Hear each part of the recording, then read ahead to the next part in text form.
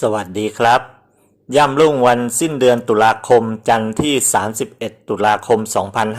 2565นะครับอัปเดตสภาวะอากาศกันครับพี่น้องในวันนี้โดยผมเช็คโมเดลล่าสุดนะฮะพายุนั้นก็มีการเปลี่ยนทางพายุนันแกลเนี่ยนะฮะซึ่งน่าจะมีผลให้อากาศเปลี่ยนไปได้เล็กน้อยเป็นอย่างไรเราไปติดตามกันเลยครับ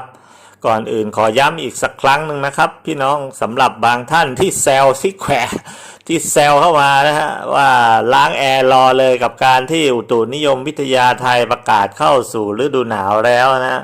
ผมเข้าใจนะครับเพราะท่านคงอากาศในพื้นที่ท่านคงร้อนอยู่แหละครับแต่ท่านต้องเข้าใจนะครับด้วยนะว่าท่านอยู่ประเทศอะไรนะยังไม่ชินอีกหรือไรนะสำหรับอากาศร้อนดังนั้นผมก็ต้องขอย้ำให้หายสงสัยสับสนนะให้หายสงสัยสับสนกับท่านอีกสักครั้งว่าในสภาวะอากาศบ้านเรานั้นนะฮะปกติธรรมดาเป็นเขตอะไรครับพี่น้องรู้อยู่เต็มหัวอกอยู่แล้วนะครับเป็นเขตร้อนชื้นหรือเขตมรสุมตัวย่อภาษาฝรั่งเขาเรียกว่าเขต ITCZ นะฮะมีกระแสลมเป็นใหญ่เป็นปัจจัยตัวแปรสำคัญในการกำหนดทิศทางอากาศนะฮะแล้วบ้านเราตั้งอยู่ไหนอยู่ในกรอบสี่เหลี่ยมนั่นก็คือลัติจูด30องศาเหนือใต้นะฮะเห็นไหมครับตามกรอบสี่เหลี่ยมนะครับแม้อุณหภูมิจะลดต่ำแค่ไหนก็จะเย็นเจี๊ยบหรือหนาวจ้าบเต็มที่ก็จะอยู่ตรงไหนฮะก็อยู่แค่ช่วงเช้าหรือค่ำคืนเป็นหลักเท่านั้นในฤดูหนาวของบ้านเรานะฮะพอตกเที่ยงตกบ่ายจะกลับมาร้อนเหมือนเดิมเหตุเพราะอะไรครับก็เพราะว่าในพื้นที่ก็จะมีลักษณะฟ้าใสไร้เมฆแดดแรงนั่นเองนะครับสำหรับบ้านเราเนื่องจากในฤดูหนาวนั้นมักจะอะไรครับจะไม่มีการเคลื่อนของมวลอากาศที่เรียกว่าความกดอากาศต่ำเข้ามาแทรกมาเติมนะฮะเหมือนในประเทศเอเชียด้วยกันนะฮะในเขตอบอุ่นที่ตั้งอยู่เหนือลัติจูดที่30องศาเหนือขึ้นไปอย่างประเทศอะไรครับจีนเกาหลีญี่ปุ่นนั่นเองนะฮะพี่น้องดูคลิปเลยครับโดยที่ประเทศภูมิภาคเอเชียเหล่านี้แม้จะเข้าฤดูหนาวนั้นแต่เขาก็ยังอยู่ภายใต้อิทธิพลของคลื่นกระแสลมตะวันตกแบบเต็มรูปแบบฮะซึ่งกระแสลมนี้เราท่านนั้นรู้กันดีอยู่แล้วว่าสามารถชี้เป้านำทางพายุได้และตอนนี้ก็มีหน้าที่อะไรครับขับเคลื่อนพัดพาความหนาวเย็นจากด้านตะวันตกอย่างปาดหน้าเค้กของเทือกเขาหิมาลัยเข้ามาเสริมความเย็นแบบเต็มฮะซึ่งทั้งนี้มันก็ต้องรวมถึงการขับเคลื่อนนำพามวลอากาศความกดอากาศต่ำกำลังแรงซึ่งเกิดขึ้นในระหว่างทางนะซึ่งก็คล้ายๆพายุดีๆนี่แหละครับเข้าไปปกคลุมในพื้นที่ด้วยทำให้เกิดการปะทะของมวลอากาศเย็นช้อนร้อนชื้นส่งผลให้เมฆแทงยอดเกิดเป็นสายฝนและตามด้วยเลยครับการเกิดหิมะตกในพื้นที่ได้นั่นเองเนื่องจากอุณหภูมิในชั้นบรรยากาศด้านล่างของพื้นที่ของประเทศด้านบนนะครับเขาเป็นพื้นที่มันลดต่ำอยู่แล้วก็ทำให้น้ำฝนนั้นไม่ละลายก็กลายเป็นหิมะขึ้นมาโดยลักษณะสภาวะอากาศทั่วไปท้องฟ้าเขาก็จึงมืดครึ้มนะมีเมฆมากไม่ค่อยมีแดดจ้าเหมือนเมืองไทยอากาศจึงหนาวเย็นเป็นพิเศษตลอดวันนะซึ่งประเทศของเรานั้นในฤดูหนาวนั้นไม่มีนะครับเพราะอะไรครับเพราะเราไม่มีตัวลมบนไว้ขับเคลื่อนความกดอากาศต่ำเข้ามาในประเทศนั่นเองนะครับคลื่นลมบนหรือคลื่นลม500เฮกโตปาสคาลที่ผมพูดอยู่ในทุกวันนะที่เคยส่งอิทธิพลกับบ้านเราโดยการชี้เป้าหรือนำพายุจากแปซิฟิกเข้ามาในพื้นที่เขาก็เปลี่ยนไปนะไปเป็นคลื่นกระแสลมฝ่ายตะวันตกเสียแล้วนั่นเองฮะก็ไม่ได้พัดมากลางประเทศนะเพราะว่าทิศทางการพัดก็มักจะอยู่ตรงไหนครับพี่น้องสีม่วงๆด้านบนเห็นไหมครับมันอยู่ด้านบนของประเทศไทยเป็นส่วนใหญ่จึงไม่ค่อยส่งอิทธิพลแบบเต็มเท่าไหร่นักฉะนั้นอย่าประชดอุตุนิยมวิทยาของไทยเลยนะครับเขาต้องประกาศเข้าสู่ฤดูหนาวไปตามระบบลมเปลี่ยนทิศนั่นเองนะฮะท่านต้องรู้ฮะท่านอยู่เขตอะไรฮะช่วงต้นพฤศจิกายนอาจจะยังไม่หนาวเท่าไหร่เพราะอากาศจมแห้งเย็นยังไม่สะสมนะฮะเหตุเพราะว่าก็ยังมีความชื้นความร้อนปะปนอยู่ฮะมาจากทางด้านตะวันออกของประเทศเรามาจากทะเลจีนใต้นะที่พี่น้องเห็นอยู่ก็มีฝนอยู่ลำไรนะฮะรอเดือนธันวาไปแล้วฮะก็คงจะได้สัมผัสความเย็นกันอยู่บ้างจะพูดสั้นๆเลยนะว่าอะไรละ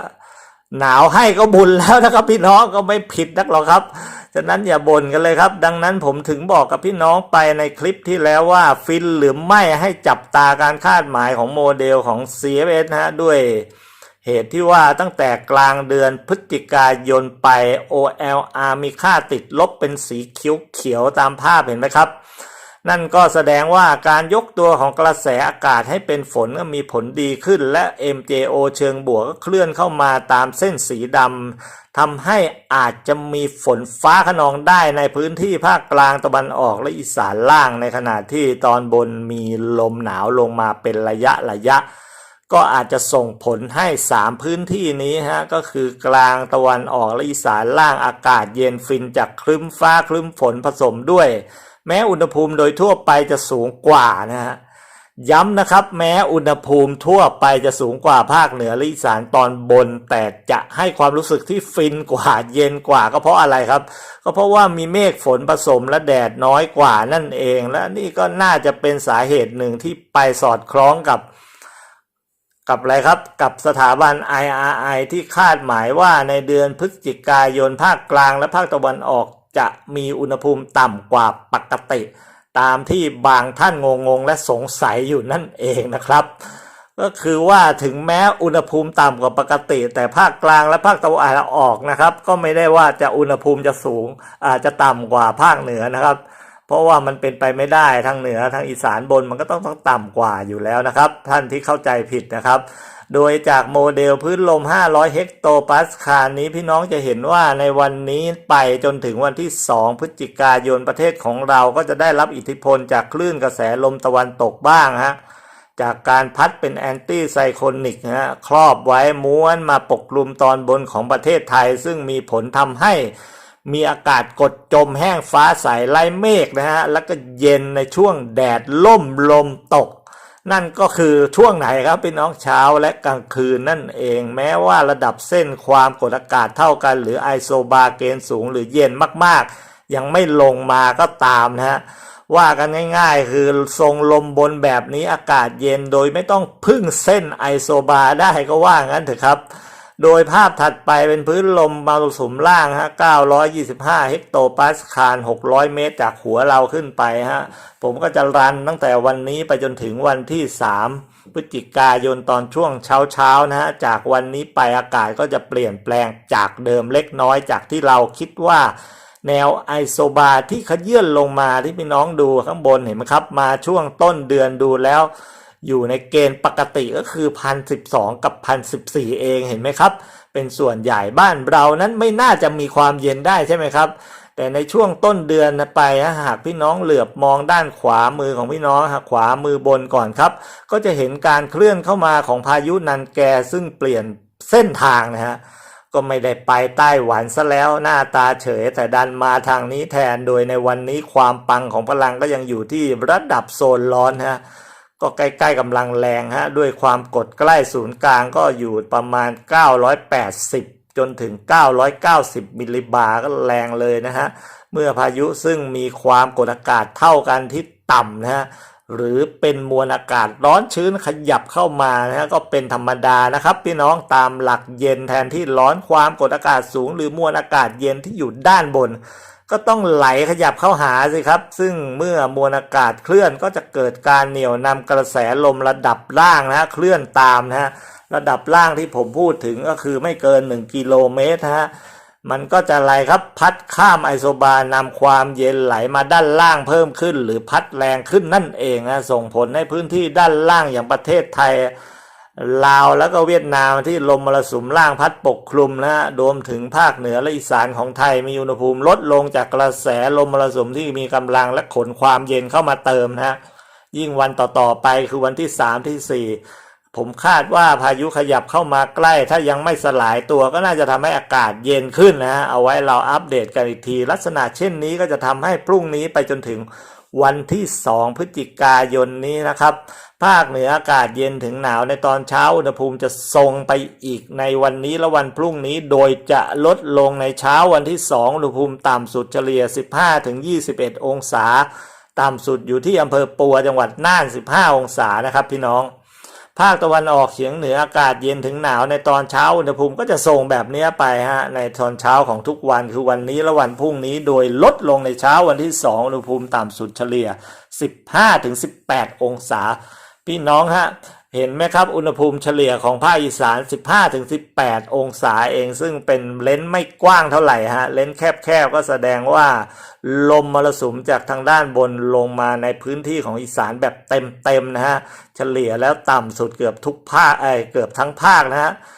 โดยในวันที่2นั้นต่ำสุดจะอยู่ที่อำเภอเมืองจังหวัดมุกดาหาร15 องศาในขณะที่พื้นที่สปป.ลาวเพื่อนบ้านอุณหภูมิจะลดลงเช่นกันในเช้าวันที่2โดยลาวตอนบนอากาศหนาวอุณหภูมิเฉลี่ย 10-15 องศาอุณหภูมิต่ำสุดอยู่ที่แขวงเชียงขวาง 10 องศาสำหรับลาวตอนกลางและตอนใต้นะอากาศเย็นถึงหนาวอุณหภูมิเฉลี่ย 12-17 องศาอุณหภูมิต่ำสุดอยู่ที่แขวงบริคำไซและคำม่วน 12 องศาโดยที่กลับมาที่ภาคกลางของไทยอากาศก็จะเย็นในตอนเช้าอุณหภูมิจะทรงไปอีกโดยไปลดลงในเช้าวันที่2เดือนพฤศจิกายนนะอุณหภูมิต่ำสุดเฉลี่ย 18-22 องศาต่ำสุดอยู่ที่บ้านพุน้ำร้อนนะอำเภอเมืองจังหวัดกาญจนบุรีโดยเมืองหลวงกทมของเรานะฮะเช้าวันที่2อุณหภูมิจะอยู่ที่20 องศาภาคตะวันออกอากาศเย็นในตอนเช้าโดยเช้าวันที่2นะฮะอุณหภูมิต่ำสุดเฉลี่ย 17-22 องศาต่ำสุดที่อำเภอสอยดาวจันทบุรี17 องศาสำหรับภาคใต้ของเรานะฮะมาดูภาคใต้ด้านบนอากาศก็จะเย็นในตอนเช้านะฮะภาคใต้ตอนบนอุณหภูมิก็จะทรงไปในวันนี้จนถึงวันพรุ่งนี้โดยเช้าวันที่2นะฮะอุณหภูมิเฉลี่ยต่ำสุด19-25 องศาต่ำสุดอยู่ที่แก่งกระจานนะฮะเพชรบุรี19 องศาและในวันนี้นะวันที่31ยังคงมีฝนฟ้าคะนอง40%ของพื้นที่จากร่องมรสุมที่ยังคงพาดผ่านภาคใต้ตอนล่างของไทยโดยมีฝนปานกลางขึ้นไปในบริเวณจังหวัดพังงาภูเก็ตกระบี่ตรังสตูลนครศรีธรรมราชพัทลุงสงขลาปัตตานียะลาและนราธิวาสโดยในวันพรุ่งนี้และก็วันที่2นะฮะร่องมรสุมก็จะเลื่อนลงไปพาดด้านล่างของภาคใต้นะทำให้ฝนตอนบนและตอนกลางลดลงไปเหลือเพียงตก